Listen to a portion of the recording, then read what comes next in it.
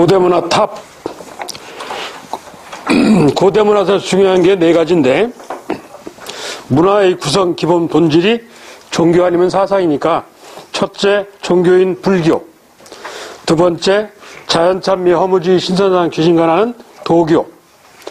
그리고 세 번째, 이 탑판, 고분, 옛 무덤 하는 거. 그리고 네 번째, 한반도 문화 일본 전파. 그 얘기는 아직 안 했어. 네 가지가 중요 개념인데, 자, 그 78쪽 탑. 그 인도말로 스투파라고 그래서 부처님 묘지야, 묘지. 부처님 묘지. 그게 변형된 게 탑인데, 한반도는 문화재의 주 재료가 돌이고, 중국은 흙이고, 일본은 나무다. 이랬지. 우리는 가장 흔한 게 돌이니까 주로 돌탑이 많아요. 석탑이. 세계적으로 그렇게 석탑이 많지 않은 편인데, 우리나라는 거의 석탑이야. 첫째, 불교가 가장 먼저 들어온 게 고구려이기 때문에, 고구려는 목탑 양식으로 추정. 무슨 소리냐? 돌탑이면 깨진 조각이라도 남았을 거 아니냐, 이거지. 근데 그게 남아있는 게 하나도 없다는 것은 나무 아니겠느냐 하는 얘기야. 그래서 이 고구려 탑으로는 현재 남아있는 게 없어요. 현재 남아있는 게 없기 때문에 재료가 목탑이지 않겠느냐, 이렇게 추정을 한다 하는 얘기야. 그리고 고구려에서 문화가 백제로 내려왔기 때문에 백제를 가면 이걸 간접적으로 입증할 수 있어. 그래서 현존 이 가장 대표적인 탑, 고대탑이라 할 수 있는 전라북도 익산의 익산 미륵사의 탑, 즉 미륵신앙과 관련된 익산 미륵사의 탑. 그 밑에 그림 첫 번째 있는 거. 첫 번째 있는 거. 이는 목탑 양식의 석탑이다 하는 의의가 있어. 즉 돌탑인데 목탑 양식의 무슨 소리냐? 나무에 판 것처럼 잘 만들었다 이 얘기야. 그래서 이건 석탑에서 목탑에서 석탑으로 건너가는 과도기적 기능을 해. 그래서 완전히 석탑으로 건너간 게 부여 정림사지 5층 석탑 두 번째 있는 탑이야. 이건 석탑, 돌탑 양식의 기본형이야. 그러니까 고구려 목탑 양식에서 부여 정림사지 5층 석탑, 석탑으로 건너가는 중간 과도기적 기능을 하는 게 익산 미륵사의 탑이야. 그런데 백제라는 나라가 탑을 짓는데 아마 고구려도 이런 형태로 운영되지 않았겠느냐라고 추정을 하는데, 그 오른쪽 세 번째 있는 가운데 목탑을 세우고, 대형 목탑을 세우고 좌우에 보탑인 똑같은 돌탑을 세우고, 그래서 이런 형태로 운영하지 않았겠느냐 이러는 거예요. 그래서 익산 미륵사의 탑도 원래 중심에 해당하는 목탑이 있었을 건데 현재 남아있지 않고, 좌우에 이 동서에 돌탑이 있는데 그 돌탑 중에 동쪽 돌탑은 사라지고 없고 언제 어떻게 살았는지는 몰라요.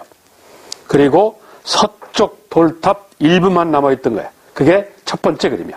그게 첫 번째 사진 그림이야. 그걸 현재 최근에 복원을 했죠. 예. 그래서 익산 미륵사의 탑, 목탑 양식의 석탑이다 하는 의의를 갖고 있어. 그런데 이 부여 정림사지 5층 석탑은 이건 과거에는 내가 학교 다닐 때는 뭐라고 배웠냐? 저기 당나라가 백제를 평정한, 평정했다 이거지. 백제를 평정한 걸 기념으로 했다. 이렇게 배웠어. 그래서 평제탑 이랬어. 왜? 신라 당나라가 군사동맹을 맺으면서 파견군사령관 소송방이라는 사람이 이 신라와 함께 백제를 멸망을 시킨다고 그래놓고 탑이 있으니까 거기다가 낙서를 하고 한 거야. 평제탑 소정방 이렇게. 그래서 소정방이라는 당나라 장군이 백제를 평정한 걸, 멸망시킨 걸 기념으로 만든 탑이겠구나. 우리는 이렇게 배웠어. 그런데 나중에 알고 보니까 그게 아니더라 이거지. 중국 기록도 그렇고 유물인 그 뒤에 저 정림사지 5층 석탑에서 이 기와도 나오고 이렇게 기록도 나오고 이래서 후일 알게 된 사실인데, 그래서 오늘날은 부여 정림사지, 정림사라는 사찰이 있었으나 오늘날에는 흔적만 남아있다 해서 지자가 붙어. 불국사 그러면 지금도 있는 거야. 지자가 붙으면 옛날에는 있었는데 지금은 흔적만 이러는 거야. 지자가 붙으면. 그래서 부여 정림사지 5층 석탑이라고 현재는 부르게 돼. 한편 신라 신라는 경주에 분바른 황제가 만든 곧 선덕여왕, 분황사, 모전, 벽돌전자야. 벽돌을 모방한 석탑, 돌탑. 돌인데 벽돌처럼 잘랐어. 그 두 번째 사진 그림의 첫째 줄, 이 돌을 벽돌처럼 잘라가지고 참 단단하고 가서 보면 예뻐요. 이게 현존 최고의 탑이다. 가장 오래된 탑이다 하는 의의를 갖고 있어. 그리고 가운데 있는 황룡사 구축목탑. 저건 이제 상상도야. 현재 존재하진 않는데, 황룡사는 신라 진흥왕 때 만든 사찰이야. 황룡사는. 그리고 구축목탑은 선덕여왕. 이게 달라. 구분을 해야 돼. 황룡사는 신라 진흥왕 때고, 거기에 9개 층으로 된 목탑, 신라 주변의 9개의 오랑캐를 불교 힘으로 물리치자라는 기원하에 구축목탑을 세워요. 그래서 황룡사는 진흥왕, 구축목탑은 선덕여왕. 그럼 구축목탑을 왜 세웠냐? 삼국통일을 기원, 희망한다 이게. 삼국통일을 기념한다가 아니고 희망한다야. 선덕여왕 때 삼국통일이 된 게 아니잖아. 삼국통일을 희망, 기도드리기 위해서. 그런데 고려, 몽골 3차 침입 때 홀라당 불타지. 예? 그게 황룡사 구축목탑이야. 특히 유의할 사항, 황룡사 진흥왕, 구축목탑 선덕여왕. 이걸 유의해야 돼. 그리고 통일이 나고 난 뒤에 마지막 통일신라.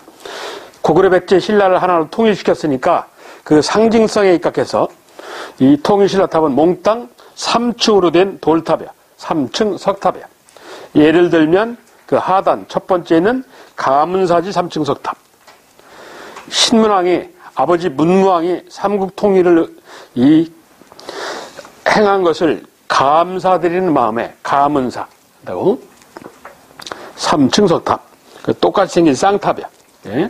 지금 현재 그 경주회가 가문사에 있는 곳을 가보면 간포라는 데인데, 가보면 저렇게 달랑 탑만 2개 남아 있어. 다른 건 전혀 없고. 예? 그리고 두 번째 불국사 3층 석탑. 일명 석가탑이라고 부르는 거죠. 그 두 번째 사진 그림에 있는 게 일명 석가탑이라고 불리는 불국사 3층 석탑. 이 불국사 3층 석탑 안에서 탑이 저기 하나씩 분리가 가능한데, 탑 안에서 뭐가 나왔냐? 무구정광 대다라니경이라는 목판으로 찍은 인쇄물이 나왔어. 나중에 뒤에 보면 나오는데, 그래서 이 불국사 3층 석탑은 좀 기억을 해야 돼. 자, 그리고 다보탑 역시 불국사에 있는. 그리고 전라남도 구례 화엄사에 거기 마지막 내기탱의 사자가 있는 사사자. 층수 3층 석탑. 탑은 층수가 옥계석이라고 그래서 지붕처럼 생긴 게 있어요. 이렇게 지붕처럼 생긴 게. 이게 층수야. 이게 3층 이러면 이게 3개가 있다는 얘기지. 이런 식으로 3개가 있고, 이 밑에 기단이 있는데, 신라가 삼국을 통일하고 난 뒤에는 이 기단이 권위주의의 상징이거든. 그래서 통일하고 난 데는 2층 기단 위에 하나, 둘, 셋, 3층이야. 위에 조그만 건 장식물이고. 그래서 그 가문사지 3층 석탑도 밑에 네모진 거 2층 기단 위에 3층 탑. 그리고 불국사 3층 석탑도 2층 기단 위에 3층 탑. 이렇게 돼 있다고. 다보탑만 특이해. 다보탑만. 그리고 전라남도 구례 화엄사에 사사사 3층 탑 하는 것도 2층 기단 위에 사자 밑에 네모가 있고 사자 위에 네모가 있잖아. 그런 다음 3개층이라고. 그래서 통일의 상징성에 입각해서 통일신라탑들은 다 3층으로 된 돌탑, 3층 석탑이야. 자, 그리고 마지막 신라 하대, 신라 말기, 신라 말기탑. 신라 말기탑은 그 위에 사진 그림. 두 번째 줄 제일 마지막에 있는 거야. 자리가 없어서 걷다 놨어. 강원도 양양에 진전사지 3층 석탑 하는 거야. 그런데 그건 그 황룡사 구축목탑 옆에 있는 사진. 그건 탑신, 탑의 몸에 화려하게 불상이 새겨져 있지. 그래서 하대, 다른 말로 후기탑들은 되게 화려해요. 망할 때 됐으니까 사창락에 빠져서 대체적으로 화려해. 후기는 어떻다고? 화려해. 그러니까 망하는 거야. 그래서 미술, 즉 미학적으로 이 하대, 후기 특징은 화려하다요. 화려해. 역시 탑도 화려해. 이게 수능 학생들한테 이게 출제가 됐어. 국사교과서에 있거든, 저게. 저 사진 그림을 보여주고 이 탑과 관련된 시대의 정치적 사실은 이랬다고. 그러니까 저 탑만 보고 저게 초기인지 중기인지 후기인지, 즉 김부식 표현에 의하면 상대인지 중대인지 하대인지를 구분할 줄 알아야 된다는 얘기야. 그래서 대체적으로 화려하면 후기일 가능성이 높아요. 그래서 뛰어난 명품은 중기에는 잘 안 나와. 왜? 중기는 보수적이니까 그냥 권위주의 이런 것만 강조하는 거야. 미술에 별 관심도 없고. 예? 그래서 세계적인 명품은 대체적으로 어느 때 나오냐? 후기 초반에 나와요. 후기 초반에 나오는 게 다 명품이요. 대체적으로. 완전히 후기로 들어가면 사치학락에 빠져서 금칠, 은칠은 잔뜩 하고 이래서 그냥 화려하기만 하지 명품이 별로 없어요. 예? 원래 미술적으로 그래. 그래서 후기는 대체적으로 화려하다. 이렇게 이해하고 있으면 돼. 자, 거기서 중요한 것이 그 탑, 통일신라의 탑, 뭐라고? 3층으로 된 돌탑에서 3층 석탑. 3층으로 된 돌탑에서 3층 석탑. 자, 탑을 정리해보면, 첫째, 고구려는 현재 남아있는 탑이 없다. 예? 두 번째, 시사성을 안고 있는 이 작년에 복원된 익산미륵사의 탑, 목탑 양식의 석탑이다 하는 것. 그리고 세 번째, 황룡사 후층목탑. 황룡사는 진흥왕, 후층목탑은 선덕여왕. 구분해야 돼. 그리고 네 번째, 통일신라의 탑. 3층으로 된 돌탑. 3층 석탑. 그리고 탑은 탑인데 좀 특이한 게 하나가 있어. 오른쪽에, 79쪽에 스님 묘지 기능을 하는 승탑. 스님이 죽어서 몸에서 돌멩이가 나오면 살이라고 그러죠. 그 보관장치. 너는 훌륭한 스님이라는 거. 승탑. 이 승탑이 유행했다는 것은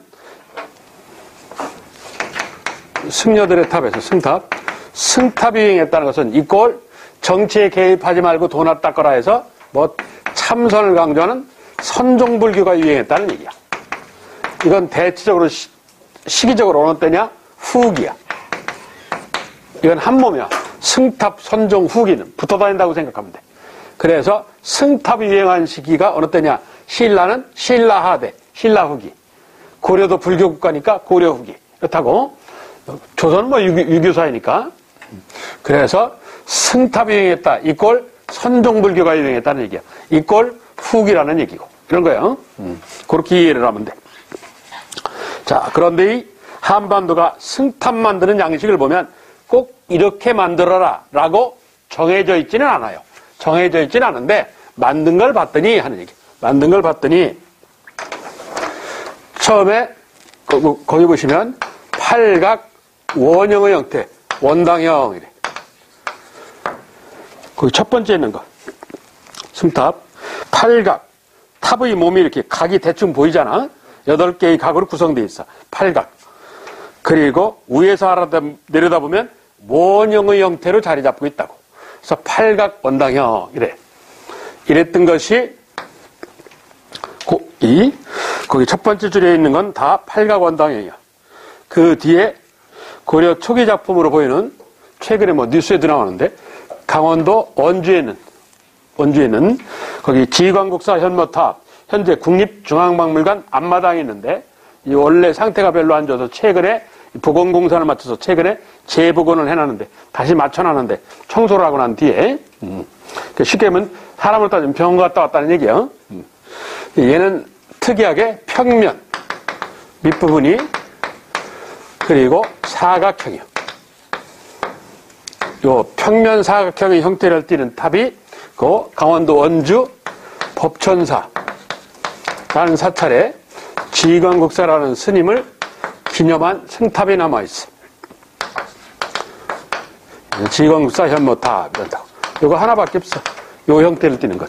예? 그리고 고려 후기에 고려도 불교 국가니까 돌로 된 종에서 석종, 돌로 된 종을 엎어놓은 형태에서 이걸 석종형 이란다고. 그 지광국사 현모탑 옆에 있는 거, 마치 연꽃처럼 생긴 거, 이게 승탑을 만드는 양식의 변천이야. 꼭 이렇게 변해가야 된다는 건 아닌데, 이런 형태를 띠더라 하는 얘기야. 그래서 주로 시험 내면 얘야.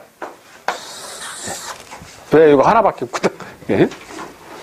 그 마지막 줄 강원도 원주 법전사 지광사 이 승탑하고 부르는 거. 예, 중요한 건 승탑이 유행했다는 것은 이꼴 선종불교가 유행했다. 이꼴 어느 때라고? 후기다. 이거야. 그래서 불교하고 관련된 건축물이 첫째가 탑이고 두 번째가 불상이야. 불상.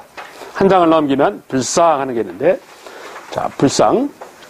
부처님 형상에 입각한 고구려 백제 신라 삼국의 공이 나타나는 게 미륵신앙에 입각한 미륵불상이야. 금동, 굴에다가 금칠한 미륵보살 부처님이 책상다리하고 앉아서 생각하는 형상에서 금동 미륵보살 반가사의상 이러는데, 이건 뭐 나중에 뒤에 보면 나와. 이건 고구려 백제 신라 삼국에 다 나타나는 현상이야. 자, 그리고 이제는 외워야 될 거야. 고구려에 있는 현존 최고의 불상이라는 고구려 연가, 이건 연호요. 연가 7년명 금동열에 입상하는 거야. 눈으로 익히면 돼. 그 첫 번째 있는 거, 사진 첫 번째 있는 거. 그게 연가 7년명 금동열에 입상이야. 현재 가장 오래된 불상이야. 그리고 백제, 충청남도 서산 마에는 즉 바위에 이 색인 불상이야. 서산마의 삼존불 하는 거야. 오른쪽 상단 위에 있는 거. 그리고 신라 경주 남산에 현재는 배동이라고 그러는데 배리라는 마을에 있는 역시 새 부처님 배리 석불 입상 이러는 거예요. 고구려는 연가 7년명, 백제는 서산마의 삼존불, 신라는 배리석불. 이렇다고 이거 외워야 돼. 그 나라하고 외워야 돼. 그랬던 것이 신라가 삼국을 통일한 통일신라. 통일신라는 유명한 인공석불인, 인위적으로 판 인공석불인 석굴암 본존불. 하단 첫 번째 사진.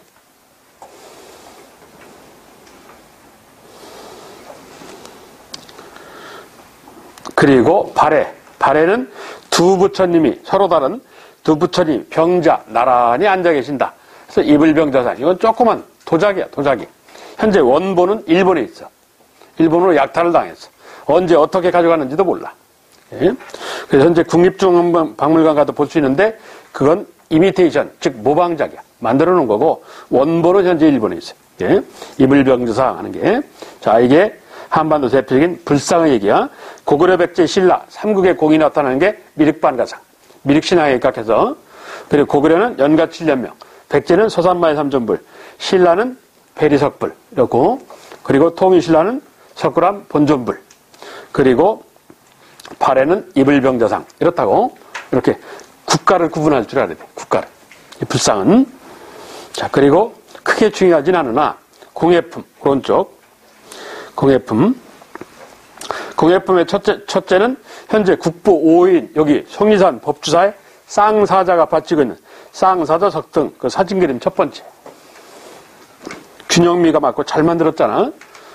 수도가 경주인데서 보면 이 충북 보은은 한참 지방 아니야. 물론 수도 서울에서 사람을 초청해서 만들었을 수도 있지만 여하튼 지방문화재라고 상당하게 균형감 있게 잘 만들어놨어. 예, 아주 명품이야 이게. 그리고 발해석등은 뭐 앞에서도 얘기했고, 그 나머지는 그냥 대충 보면 되는데 범종, 종 강원도 오대산 상원사의 종, 거기 사진 그림 두 번째 있는 거, 쌍사석등 바로 옆에 있는 거. 그리고 이걸 원본으로 해서 만든 이 강원도 오대산 그 상원사의 종, 이걸 원본으로 만든 유명한 현재 국립중앙박물관이 갖고 있는 성덕대왕 신종, 일명 에밀레종이라고 부르는 거. 신라종이 현재 대한민국에 딱 3점밖에 없어요. 첫째 강원도 오대산 상원사의 종, 그리고 두 번째 에밀레종이라 불리우는 성덕대왕 신종. 아들 경덕왕이 통신라 전성기 군주인 아버지 성덕왕의 업적을 기념해서 만든 거야. 성덕대왕 신종. 그리고 세 번째 청주박물관에 가면 종이 있어요. 청주박물관에 가면 신라종이 하나 있어. 예. 그래서 현재 대한민국에서 신라종은 딱 3점밖에 없어. 예. 자, 뭐 그런 정도야 종은. 그리고 백제는 창왕, 즉 의덕왕이라고도 부르는데 성왕 아들. 이 의덕태자, 의덕왕이 요 영동에서 신라 백제가 이 전쟁을 하려고 준비를 하니까 이 우이덕왕이 생일을 맞이해. 우이덕 태자가 아버지 성왕이 비밀리에 아들을 격려하러 왔다가 영동에서 죽었다고 그랬지. 그래서 아버지 영혼을 달래기 위해서 유명한 백제대학론을 만들고 그 하는 게 그 창왕이라는 일명 우이덕왕이라는 사람이야. 우이덕왕이라도 부르고 창왕이라고도 부르고 있다고. 그래서 창왕의 이름이 써 있는 석조 돌로 된 사리 보관장치, 사리감 하는 거야. 그 아랫줄 제일 끝에 있는 거 돌로 된 거 저 안에 사리를 집어넣었다 하는 얘기야.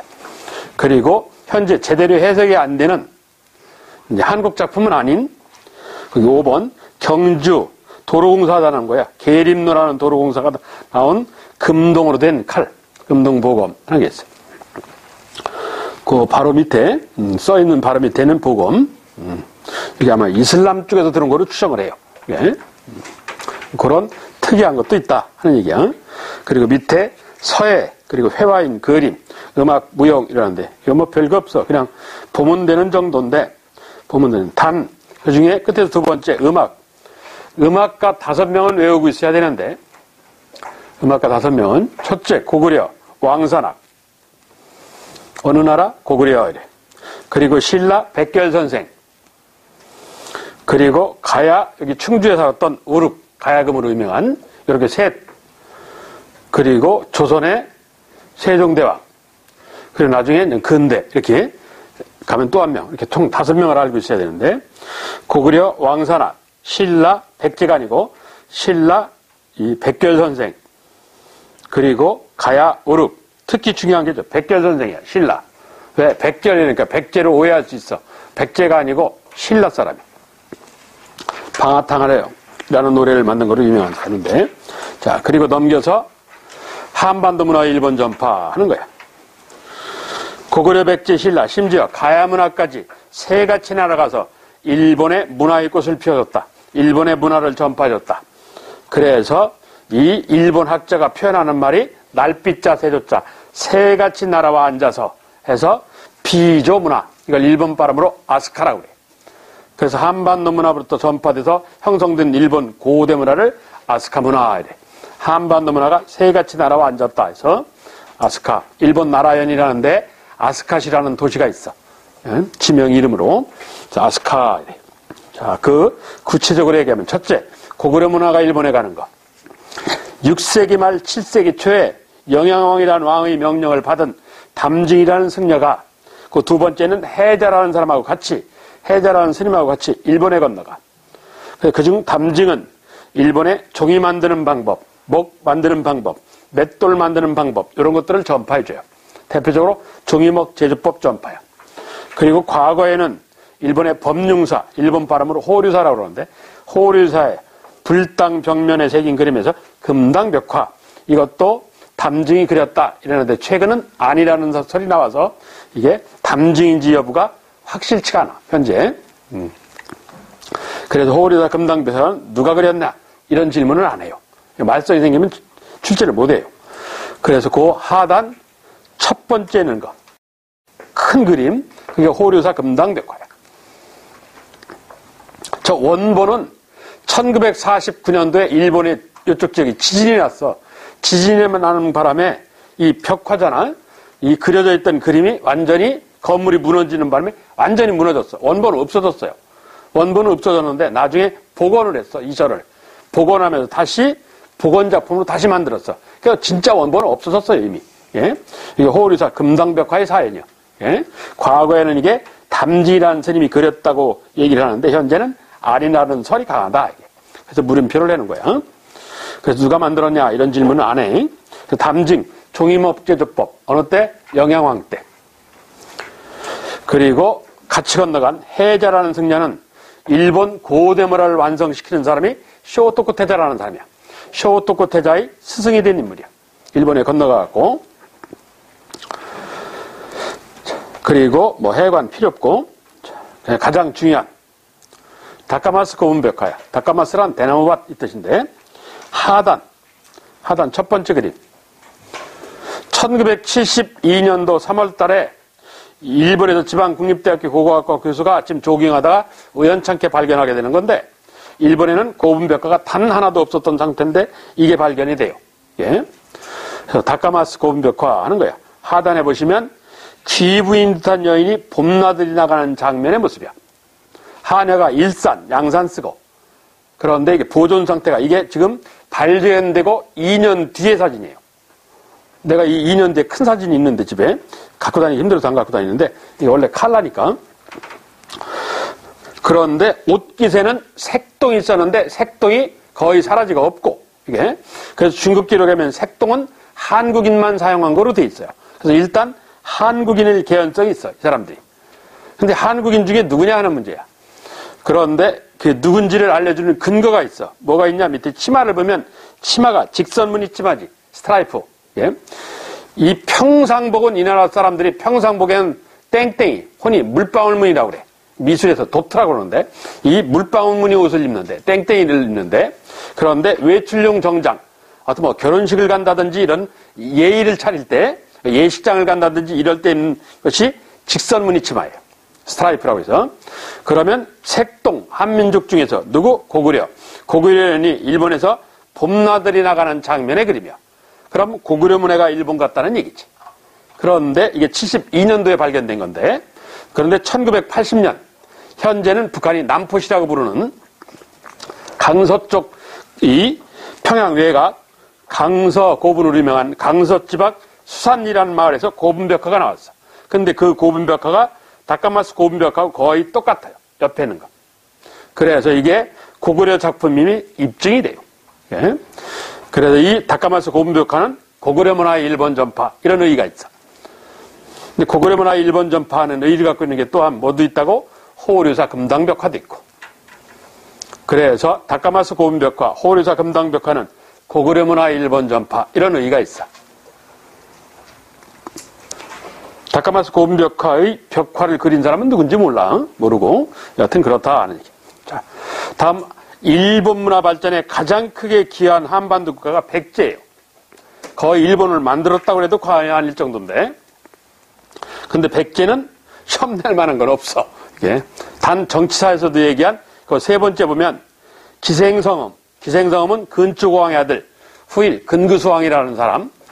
이 어렸을 때 이름이 기생성음인데 이 근구수왕이 아버지 근초왕의 명령을 받고 일본에 전해줬다는 게 가지가 7개 달려있는 칼레트 뭐 칠지도죠. 또 국어나 내과 현재 일본 아솔카미 신궁에 보관되어 있다. 뭐 이런데 그런 정도예요. 그리고 아까 잠깐 언급한 밑에 금동미륵보살 반가사유상 고구려 백제 신라 3국에 다 나온다 이랬지. 자, 이것도 현재 국보 83호인데 가장 명품이지 얘가. 첫 번째는 가장 명품이에요 저게. 그래서 전 국립중앙박물관 가면 방 하나를 혼자 차지하고 앉았어요. 얘가. 방 하나가 다른 집은 전혀 없고 탈락 얘만 있어. 그 주변에 자석을 갖다 놓고 사람들이 넉넉히 앉아서 쳐다보게 하는 거야. 그래 국보 78호도 있고 국보 83호도 있는데 6개월간 이렇게 돌려서 전시를 해요.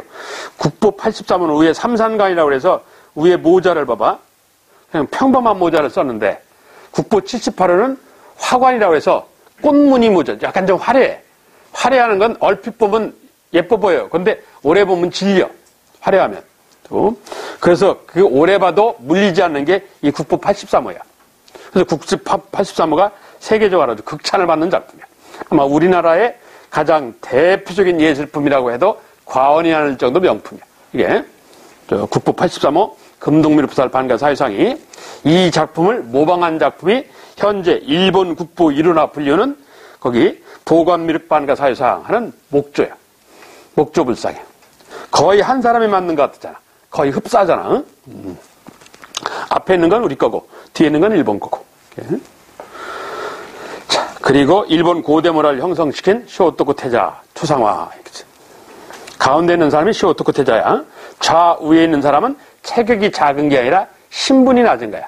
전 세계적으로 옛날 이 고분 같은 그림들은 대개 체격 차익을 따라 이 크기를 크게 작게 그린 게 아니라 신분 차이에 따라서 왕에 비해서 귀족을 반 크기로, 귀족에 비해서 평민을 반 크기로, 평민에 비해서 천민을 반 크기로 이러는 거야. 반반씩 줄여 그리는 거야. 서양도 다 이렇게 그렸어. 인도도 그렇게 그렸고 중국도 그렇게 그렸고 그랬다고. 그래서 이 일본 문화 발전에 가장 크게 기여한 게 백제인데, 백제는 뭐 시험 날 만한 게 별로 없어. 다음 신라. 신라는 신라바라협회가 일본 쓰시마, 대마도니까 일본하고 신라하고는 대체적으로 사이가 안 좋아. 그런데 사이가 좋은 때도 일시적으로 있었던 것 같아. 그때 이 신라 문화가 일본에 전파된 사실이 있는데, 그 첫째가 배 만드는 법이야. 조선술. 조선이란 배 만드는 얘기야. 그리고 제방 쌓는 법 하는 축제술, 즉 이 조경기술. 그래서 오늘날 일본학자가 한국인으로부터 배운 조경기술이다 해서 한인의 연못 이런 호칭을 만들어줬어. 이 인공조경, 사람이 인위적으로 만든 조경 중에 가장 뛰어난 나라가 일본이에요. 세계 최고 수준이에요. 예. 그 원작이 신라다 하는 얘기. 그래서 신라문화 일본 전파가 조선술, 축제술이야. 배 만드는 법, 조경기술. 그렇다고.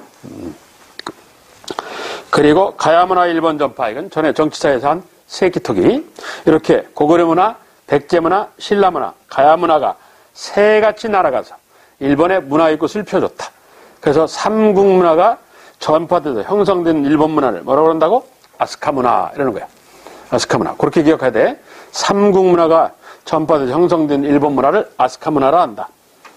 자, 다음 통일하고 난 뒤에 통일신라 때 통일신라 유학, 불교 같은 문화가 전파돼. 그래서 형성된 일본 문화는 학고호 문화라고 불러. 학고호 문화. 이래. 기억할 건 아스카 문화예요. 삼국문화 하는 거야. 자, 그게 한반도 문화 일본 전파. 우리나라 잘났다. 뭐 그 얘기지. 그래서 중요해.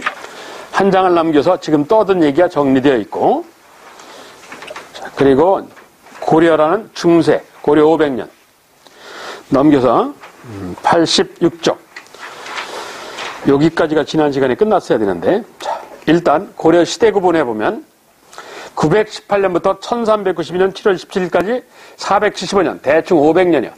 34명의 군주가 지나가는데, 970년 고려태조 왕건이 918년에 개국을 했어. 1392년까지 시대를 구분하는데, 오늘날 역사학계가 1170년 무신의 정치적인 변란에서 군인 쿠데타가 일어나. 그래서 무신정변 앞에를 전기라고 그러고, 무신정변 이후를 후기라고 그래. 전기, 후기를 나누는 경계선이 무신정변이야. 왜 그러냐? 무신정변은 사건 때문에 그런 건 아니고, 무신정변 앞에하고 뒤가 전혀 세상이 달라져요. 정치적으로 무신정변 앞에는 문벌기주기 지배층이 있는데, 무신정변 이후에는 권문세주기 지배층이라든가, 무신정변 앞에는 교종불교가 유행했는데, 무신정변 이후에는 선종불교가 유행하고, 이렇게 정치, 경제, 사회문화가 다 바뀌어요. 이게. 그래서 무신정변이 기준이 되는 거야. 이게. 그런데 전기, 무신정변 앞에를 다시 나누면, 전기를 다시 나누면, 이건 뭐 큰 구분이 없어서 역사학계가 편의상 나눈 거야. 편의상 나눈 건데, 1033년에서 1044년까지 거란족, 여진족이 쳐들 걸 염려해서 고려라는 나라가 북쪽에다가 천리장성을 쌓아요. 그래서 천리장성을 만들기 시작하는 때를 기점으로 1033년을 기점으로 해서, 즉 10세기, 11세기 전반, 이걸 고려 초창기다 해서 초기 이러는 거야. 10에서 11세기 전반. 그리고 그 뒤를 중간에 있었던 기간이다 해서 중기 이래. 초기와 중기를 합쳐서 전기라고 그래요. 그리고 후기는 1170년부터 무신이 100년간 권력을 잡았어. 이걸 무신 집권기 이래. 그중에 나중에 최충원으로 대표되는 최씨 집안 무신들이 60년 권력을 잡아요. 100년 중에서. 여하튼 무신 집권기 이래. 그러니까 무신 집권기까지 끝나고 난 뒤 몽골과의 싸움을 통해서 강화도로 도망갔다가 개경으로 돌아와. 그래서 원나라, 즉 몽골이 세운 원나라의 간섭을 받아. 이걸 원나라 간섭기 이래. 그래서 무신 집권기와 원나라 간섭기를 합쳐서 고려 후기 이렇게 부르는 거예요. 그중 원나라 간섭기 끝부분을 대부분 말기래. 말기, 후기 중에 끝부분을 말기라고 하잖아. 자, 그게 이 역사학계가 구분하는 고려 시대 구분이야. 네 가지로 초기, 중기, 무신집권기, 원간섭기. 그래. 자, 요때 지배층이야. 그 밑에 보시면 먼저 중앙, 수도 서울. 중앙 지배층, 지방 지배층 다 호족이야. 지방 세력자. 지방을 근거지로 하는 사람. 이 초기에는 다 지배층, 밑에 지방, 다 호족 이렇게 돼 있잖아. 호족은 자기 지역, 지방을 근거지로 군사력을 지닌 자들이야. 그러니까 이건 무슨 소리냐? 고려태조 왕건이가 강력하게 중앙집권을 못했다는 얘기야. 그래서 고려태조 왕건도 호족 중에 한 명일 뿐이야. 그러니까 여러 명의 호족이 연합을 한 거야. 일종의 호족 연합 정권이야. 고려 초기는. 그런 그 호족이 왕건이를 따라서 중앙에 올라가. 그래서 다른 호족과 눈이 맞아서 서로 혼인이라는 방법을 통해서 연합을 해. 그래서 나타나는 게 고려중기 가문과 가문이 혼인을 통해서 연합을 함으로 벌렬이란 세력이란 말의 한자예요. 벌렬 그러면 세력 이런 뜻이야. 가문과 가문이 혼인이라는 방법을 통해서 세력을 형성해서 지배신분 귀한 족속 귀족이 되었다 해서 이걸 문벌귀족이라고 그래. 고려 중기 지배층을 문벌귀족이래. 그 대표적으로 오늘날 인천이씨 이자겸 집안, 그리고 경주채씨 최충 집안, 그리고 파평윤씨 윤관 집안, 경주김씨 김부식 집안, 이런 집안이 대표적이에요. 예? 문벌귀족들의. 그랬던 것이 무신집권기는 당연히 무신이 지배층이고, 그리고 원간섭기는 기존에 권력을 가졌던 가문들, 경주김씨, 해주치씨 이런 사람들. 그래서 권문, 그리고 무신집권기에 무신으로 세력을 누린 자, 그리고 원나라 간섭기에 원나라한테 아부해서 세력을 얻은 자, 이런 자들이 합쳐져서 세족 이래. 그래서 고려기 대표적인 지배층을 권문세족이라고 그래요. 그러니까 권문세족은 어느 때 나왔냐? 원간섭기에 등장을 해. 원간섭기에. 고려 전기 대표적인 지배층 문벌귀족, 고려 후기 대표적인 지배층 권문세족 이러는 거야. 이건 나중에 사회사에서 다시 얘기를 할게. 한편 지방지배층 고려 초기 호족, 고려 중기는 고려 성종임금 때 등장하는데, 호족 중에 일부는 왕건이를 따라서 서울로 올라가서 중앙에 귀족이 돼요. 문벌귀족이. 근데 일부는 그냥 지방에 남아요. 그래서 지방 세력자가 되는 거야. 그걸 뭐라고 그러냐? 향리 이러는 거야. 향리. 자, 고려 중기 지방 세력자 뭐라고 그래? 향리. 공무원은 아니야. 그냥 지방 세력자야. 그랬던 것이 무신집권기에 무신의 추천으로 등장한 인물들이 있어. 성리학자들. 이들을 신진사대부 이래. 이 신진사대부가 고려 말기 원나라 간섭기에 권문세족과 권력 투쟁을 해요. 그래서 계속 패배하니까 나라를 확 뒤집어 퍼버리지. 혁명을 해. 그래서 조선이라는 나라를 세우지. 자, 고려 지방지배층 초기에는 호족, 중기에는 향리, 무신집권기에는 사대부, 원나라 간섭기의 사대부 이렇다고. 그런데 내가 이 연표를 만든 이유는 이 이민족 침입 때문에 만든 거예요. 이민족 침입 때문에. 고려는 500년 내내 이민족, 다른 민족이 쳐들어와요. 고려는 먼저 10세기, 11세기 초반에 거란족이 쳐들어와. 요라는 국가를 세워요. 그리고 고려 중기에는 우리하고 가장 오랜 외교 관계를 맺은, 별로 좋은 관계는 아니지만, 고려 3, 4세기 숙신, 물길, 말갈, 이렇게 다양하게 불려. 이랬다가 고려 때는 진짜 우리하고 족속이 같다? 여진. 우리하고 같은 퉁구스 계열이야. 예? 그리고 조선 중기에는, 이게 쓸 거 없어. 조선 중기는, 이 여진족은 금이라는 나라를 세웠다가, 조선 중기에는 금나라를 개성한다 해서 후금. 이랬다가 얘네들이 청이라고 이름을 받고, 이게 다 여진족 부르는 말이야. 이게 전부 다. 예? 그러니까 우리하고 끊임없는 관계가 있어요. 이게. 오늘날 중국 민족이 대부분 여진족 애들이야. 대부분이. 자, 그래서 거기 내목한 여진족, 괄호열고 금, 이러면 돼. 금. 이 금나라를 세운 게 신라의 사람으로 추정이 돼요. 신라의 사람으로. 김일제라는 사람인데, 그래서 김일제라는 사람이 세운 나라가 금이야. 신라가 김신혜 아니야. 그치? 그래서 금 이런다고. 그래서 이 후일 청나라. 조선 세운 게 조선 태조 이성계 아니야. 이성계는 본 집안이 전주를 뿌리려 하는 집안이야. 전주 이씨 이러잖아. 예? 왕건이네 집안은 이거 왕건이가 만든 건데 개성왕씨 이런다고. 왕건이 때부터 나온 거야 이게. 개성왕씨라는 말이. 그렇듯이 청나라 세운 애들은 뭐냐? 성씨가 좀 길어. 애신강나씨야. 애신강나. 이게 성이 길어요. 왜 애신강나냐? 신라를 사랑하고 기억하라야. 여기 신라계라는 얘기야. 왜? 금을 세운 게 신라 사람 김일제라는 사람이기 때문에 이게 그래서 청나라 성씨가 애신강라 씨야. 신라를 기억한다 뭐 이런 뜻이야. 같은 우리 민족 계열인 거지. 예. 자, 그래서 고려 초기는 요라는 국가를 세우는 거란족의 침입이 있었고 고려 중기는 뭐 금이라는 나라를 세우는 여진족의 침입이 있었고 이러는 거야. 그러던 것이 무신집권계는 이상 으뜸이다 해서 원이라는 나라를 세우는 몽골족이 있고 몽고 이러면 이건 비칭, 즉 우리가 일본 놈을 쪽발이 이러는 것처럼 이렇게 욕하는 거예요. 일종의. 그러니까 몽고라는 말을 쓰면 안 되고 몽골 이래야 돼. 몽골. 지금 몽골이라는 나라 있잖아. 그래서 몽골족 이런다고. 징기스칸으로 유명한. 그리고 원간섭기는 저 남쪽에서 왜소한 체구, 왜구. 중국 쪽에서 홍건적, 빨간 수건 메고 단체 정신을 강조하면서 배고프다고 쳐들어왔어. 그래서 끊임없이 민족 침입이 있어. 10세기, 11세기 거란, 12세기 여진, 13세기 몽골, 14세기 왜공건적. 이렇다고. 자, 그 순서를 기억해야 돼. 거란, 여진, 몽골, 왜공건적. 주로 시험 내면 여진족이야. 답이. 자, 그 연표를 한 이유가 그거야. 자, 그러면서 고려태조왕건 밑에. 고려태조왕건이 아버지가 예성강, 개성에 있는 강이 예성강이야. 예성강을 근거지로 주변 지역하고 무역을 해서 엄청나게 부를 축적했어. 무역상 집안이야.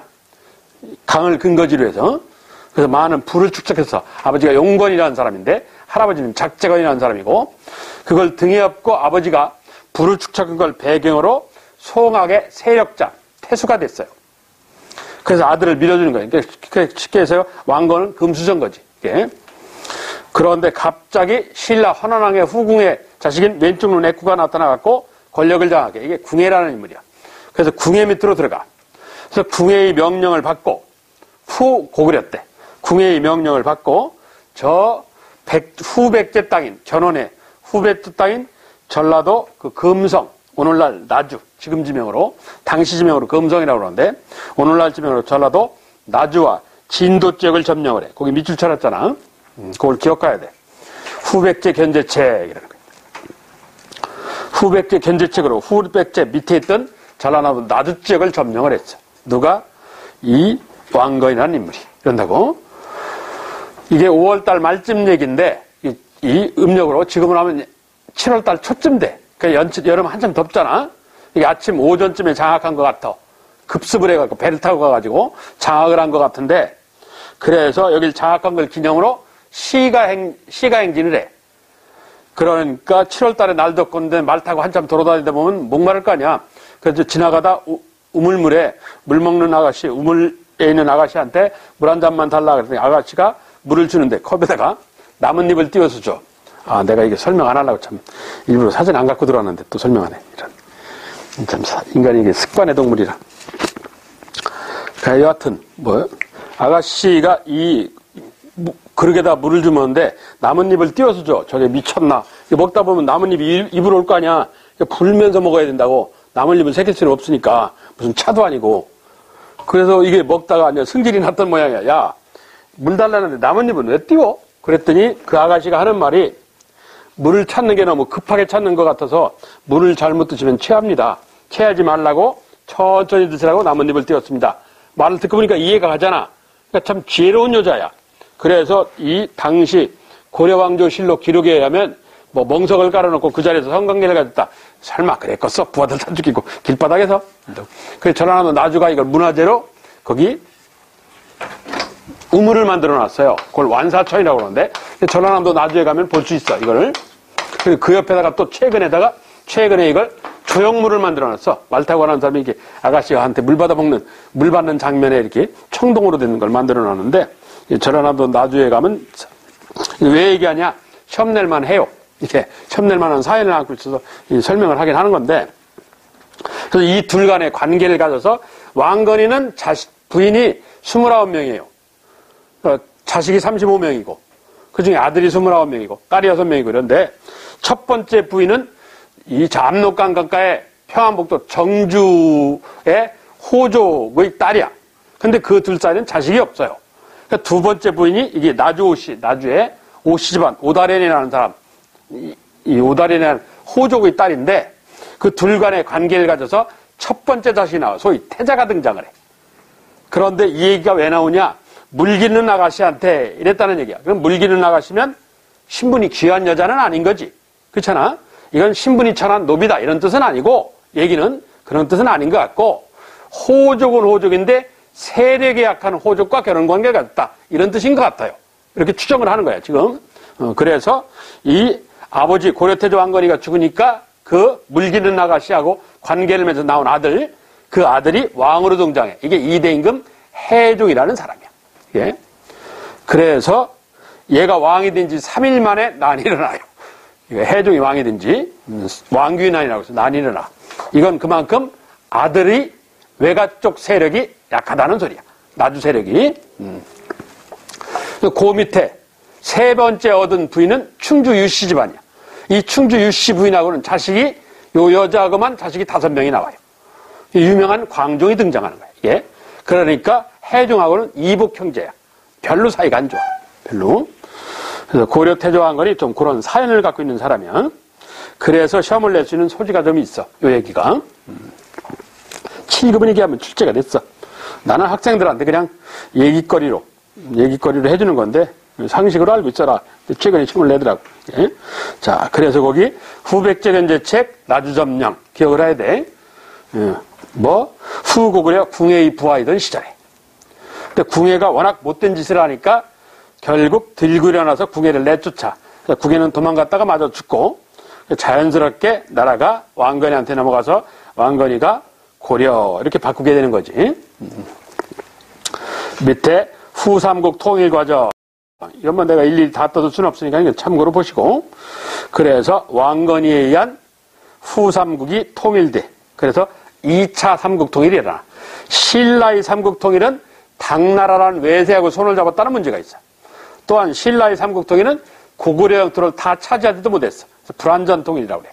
근데 이에 반해서 고려의 삼국통일은 성격이 전혀 달라요. 외세의 도움을 안 받은 자주통일이야. 그리고 무력을 이용하지 않은 평화통일이고. 왜 무력을 이용하지 않았다는 소리냐? 신라는 자진양복을 했고, 이 고려한테 스스로 항복을 했어. 935년에.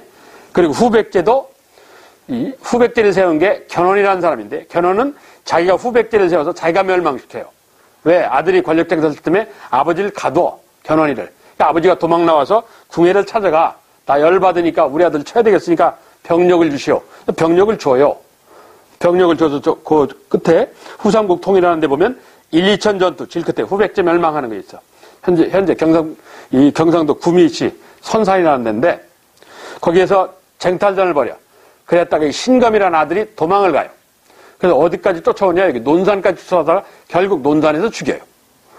그래서 아버지 견훤이라는 사람이 시리에 빠져가지고 개경으로 가자고 그러는데 안 가고 그냥 논산에서 살다가 1년 만에 죽었어. 그래서 논산에 가면 견훤의 무덤이 있어요. 논산에 가면. 그래서 936년에 후백제는 견훤이 되었다가 견훤이 잡아뜨려.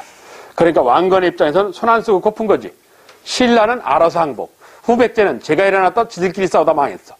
그래서 평화통일이야. 예. 그래서 고려 태조 왕건의 통일은 외세를 이용하지 않은 자주통일, 무력에 의거하지 않은 평화통일. 이게 김구가 꿈꾸는 통일론이야. 김구가 꿈꾸는 통일론이 자주통일과 평화통일이야. 예. 남북통일의 모델이 자주통일, 평화통일이야. 예. 그래서 그 통일론 하는 얘기야.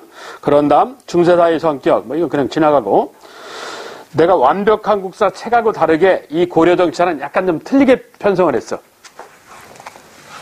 세기별로 편성을 해놨는데, 무슨 소리냐? 고려가 500년인데 10세기에 7임금을 거치면서 나라 기초를 확립해. 이거 써놨어. 쓸 거 없어. 그걸 배경으로 11세기 발전을 해. 이게 어떤 나라든지 이 과정이 이래요. 그런 다음 12세기 발전에 올라갔어. 올라갔으니까 이제 흔들리기 시작하는 거야. 올라가면 내려가는 게 법칙이거든. 분열기 한다고. 그 분열의 빈틈을 타고 13세기 병균이 침투를 해. 이게 소위 몽골 침입이야. 그래서 결국 14세기에 망해요. 쇠퇴 된다고. 이게 고려 500년이야. 조선도 똑같아. 조선도. 이게 인간의 역사고, 인간의 역사가 인류의 역사인 거야. 이게 조선은 이 병균 침투가 외란오란 양난이야. 예? 자, 고려 정치를 이렇게 세기별로 해놨어요. 그래서 거기를 보시면 87페이지 10세기 기초왕립기 내놨다고.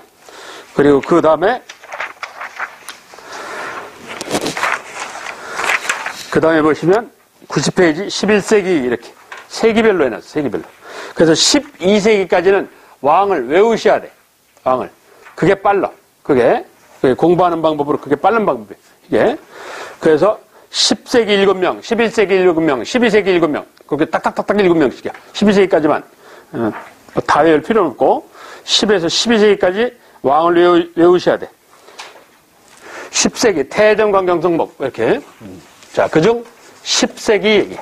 10세기만 잠깐 얘기하고 쉽게. 봐, 일단 흘러가는 흐름을 알았으니까 10세기 918년 나라의 기초를 만들어가는 과정. 기초왕립기 이렇게 부르는데 먼저 고려태조 왕건이 고려태조 왕건은 20여 명의 호족과 결혼관계를 가져서 본 부인만 29명이다. 자식은 공식적으로 35명. 이런다고 그랬어. 그래서 이 고려태조 왕건은 첫째, 호족을, 다른 호족을 대표로 하고 호족 회유책을 실시해. 살살 꼬셔. 그래서 실시한 게 20여 명의 호족과 결혼관계를 갖는 거야. 그래서 이걸 결혼정책이라고 하는데, 결혼정책을 실시해. 그리고 일부 호족은 자기 부하로 끌어들여. 어떤 방법으로 끌어들이냐? 성씨를 하사하는 방법으로. 이걸 사성정책이라고 해. 성씨하사. 이 소리야. 무슨 소리냐? 이가도라는 애한테 자기 집안으로 받아들여. 왕집안으로. 왕가도에서 왕가도가 되는 거야. 예. 그리고 춘천 출신의 능사이라는 사람. 이건 왕건이하고 비슷하게 생겼다고 알려져 있는 인물이야. 체격도 비슷하고 생긴 것도 비슷하고. 그런다고. 저 안동 전투에 갔다가 이 왕건이가 건방을 떨다가 이 견훤이한테 대들었다가 죽을 지경에 이르러. 그래서 결국 주변의 병력은 다 이끌고 부하 몇 명만 살아남아. 그래서 조만간 죽게 생겼어. 그러니까 부하 능사이라는 사람이 임금 있는 곤룡포를 절어주십시오. 고려를 세우는 뒷얘기야. 곤룡포를 절어주십시오. 제가 적을 유도하겠습니다. 그래서 능산이가 이 왕건의 곤룡포, 임금이 없는 복장을 갈아입고 그래서 적을 유도를 해. 그 틈바구니를 타고 왕건이 세력은 도망을 가요. 물론 능산이는 죽임을 당했지. 그래서 팔다리가 잘리고 목이 잘려갖고 머리 부분은 가져가고 팔다리는 잘라서 그냥 놓고 가버린다고. 이렇게. 그래서 팔다리하고 몸통을 수습을 해가지고 춘천 들어가는 입구에다가 무덤을 만들어놨어. 그러면서 이미 죽었지만 너는 겸양한 마음으로 나를 숭배했기 때문에 해서 숭겸이라는 이름을 줘요. 그리고 신치성, 원래 평산이라는 데 사람이야. 그래서 신치성을 하사해. 그래서 평산신씨라는 게 생겨요. 이 평산신씨의 후손으로 유명한 인물이 신숙주예요. 왜? 신숙주 선조야. 쉽게 얘기해서 아주 유명한 신승겸이라는 사람 얘기야. 이렇게 성씨하사 정책을 써요. 네? 발해의 마지막 왕자, 발해는 대씨 집안이잖아. 대광현이한테 왕시성을 하사해. 얘는 이름도 하사해. 개라고. 왕개. 이런 거야. 먹고 사는 건 걱정 없게 해줄게. 왕족이니까. 그 대신 발해 임금님이 15명인데 발해 임금 15명한테 제사를 모셔라. 이건 무슨 뜻이냐? 고려가 발해를 계승하겠다는 얘기야. 왜? 발해는 고구려니까. 그런다고 같은 고구려로 보는 거야. 이렇게 성시하사, 이걸 사성이라고 그래. 그래서 일종의 회유책이야. 호족 회유책이라는 거예요. 그러니까 회유만 하느냐? 까부는 놈은 두드려 패게 돼. 견제책이래. 자, 이 견제책이 좀 중요한데 고려 정치사에서 알아야 할 중요 개념이 6개야. 고대처럼, 고대 정치사처럼 6개야. 그중 첫째할 것이 이거야. 고려 초. 호족에 대한 고려태조 왕건의 견제책이야. 예? 첫째, 거기에 있는 사람에서 기인제도라는 걸 실시하고, 두 번째, 심사하여 살피는 관리에서 사심관제도라는 걸 실시해. 호족 세력에 대한 통제, 즉 견제책이야. 기인사심관은 뒤에다가 상세히 해놨는데 이따 설명할게. 일단 이렇게 고려태조 왕건은 20여 명의 호족 중에 등수로 따지면 1등도 아니고 2등도 아니고 11등이야. 그럼 11등이 어떻게 국가를 세우고 왕이 되느냐?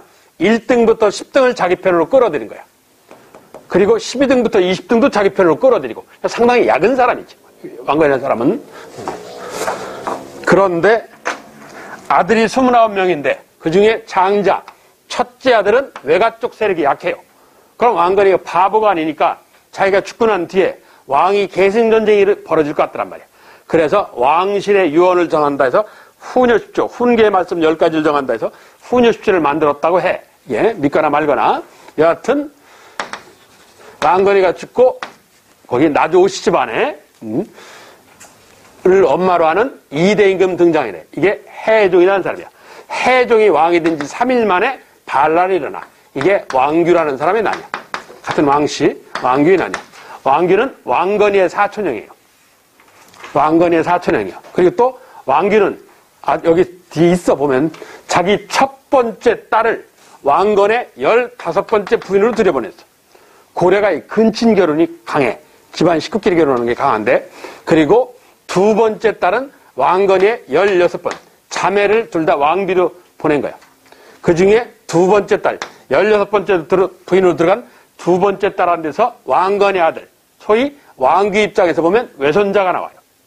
그러니까, 그리고 세 번째 딸은 해종의 부인이요. 그러니까 이모랑 결혼한 거지. 쉽게 얘기하면 세 번째 딸은 해종의 부인이요. 네? 그러면서 이 해종이 왕이 된 지 3일 만에 왕규가 난을 일으켜. 왜? 사위인 해종을 죽이고, 그리고 두 번째 딸에서 태어난 여기 이 꼬맹이가 5살밖에 안 됐는데 얘를 왕으로 앉힌 다음에 자기가 권력을 잡겠다는 얘기야. 결국은 지가 왕하려고 했겠지. 결국은 이게 왕규의 난이야. 그러니까 바로 밑에 동생, 엄마는 틀려. 충주 유씨 집안에 효라는 왕자가 삼촌인 평양시장으로 나가 있는 왕십년이라는 장군이 도움을 받아서 이 반란을 진압해. 그래서 바르게 진압했다 해서 바를 정자로 써서 정종이래. 이게 3대 임금이야. 다시는 호족이 들고 일어나는 불상사가 없도록 하겠다. 그래서 호족이 갖고 있는 개인병사, 사병을 전부 몰수를 해. 그래서 호족 군사력을 약화시켜 사병 몰수. 지금 북쪽에 거란족이 쳐들어오게 생겼는데 무슨 놈의 사병이냐. 그래서 거란 대비군으로 편성해. 호족 사병을 거란 대비군대로 만들어버려. 그래서 빛나는 군대다 해서 이름을 광군이라고 붙여줘. 광군 이렇게 이름을 만들어. 거란 대비 특별군대로 편성해. 호족 사병을 갖고 이렇게 정종이 호족의 군사력을 약화시켰으니까 나는 하고 정종 바로 밑에 동생. 얘는 둘이 친형제지간이에요. 친형제지간인데 4대 임금 이게 중요한 광종이라는 사람이에요. 빛광자를 쓰는 광종. 조선 태종 이방원회하고 비슷한 인물인데 우리나라에서는 빛광자를 쓰면 독재자라는 뜻이야. 독재를 빛나.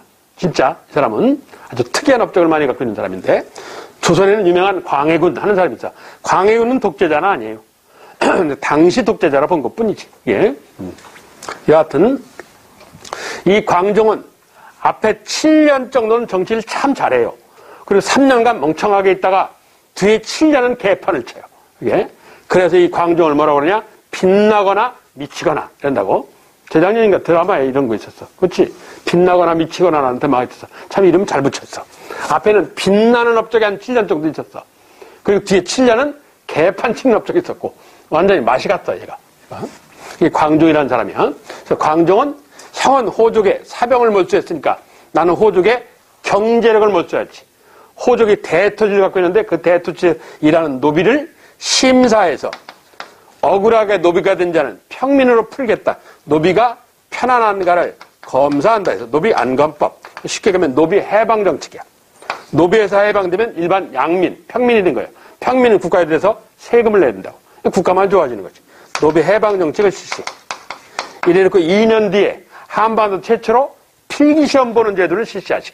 세계에서 7번째로. 그래서 과거제를 마련해. 이게 광종의 빛나는 업적이야.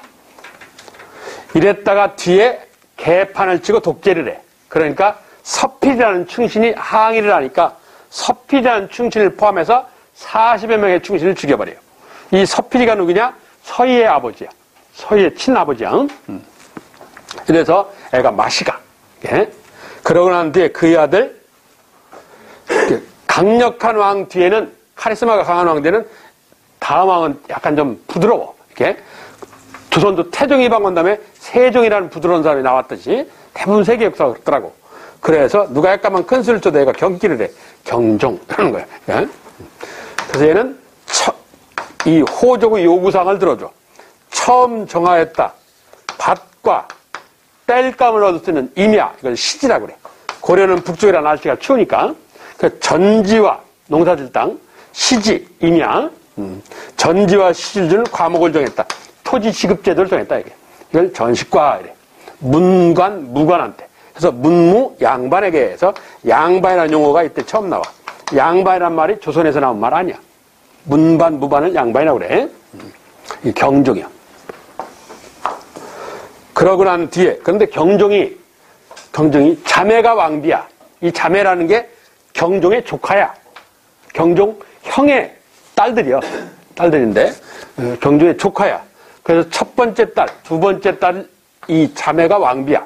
경종의 부인인데, 그중 첫 번째 딸한테서 아들이 나왔는데 8개월밖에 안 됐어. 늦게 아들을 낳았는데. 그러면서 경종이 죽어버렸어. 8살도 아니고 8개월짜리가 임금할 수는 없잖아. 걷지도 못하는데. 그래서 할 수 없이 이 자매의 오빠를 데려다가, 역시 조카지, 오빠를 데려다가 왕을 시켜요. 그게 경종 뒤에 고려정치사에서 가장 중요한 인물 성종이라는 사람이에요. 이를 성자. 이 자매의 오빠. 그래서 이 성종이라는 사람도 결혼을 한 것 같아. 결혼을 한 것 같은데 후사, 자식이 없어요. 그래서 성종이 죽고 난 뒤에 왕으로 추대된 인물이 누구냐? 이 8개월짜리가 이제 큰 거예요. 컸어. 그래서 얘가 원래 왕인전 경종 아들한테 돌아온 거예요. 이게 10세기 말 목종이라는 임금이에요. 동성연애로 유명한 인데. 그래서 고려 10세기는 이렇게 7명이야. 태정광, 경성목. 그렇다고. 이렇게. 그래서 머리 글자를 외워. 태해정광, 경성목. 이렇게. 가장 중요한 인물은 성종이야. 고려 정치사에서 4명의 군주를 알아야 돼. 중요한 인물이. 첫째가 성종. 10세기. 두 번째 고려말. 두 번째 알아야 할 인물이 공민왕. 14세기. 그 다음 세 번째 알아야 할 인물이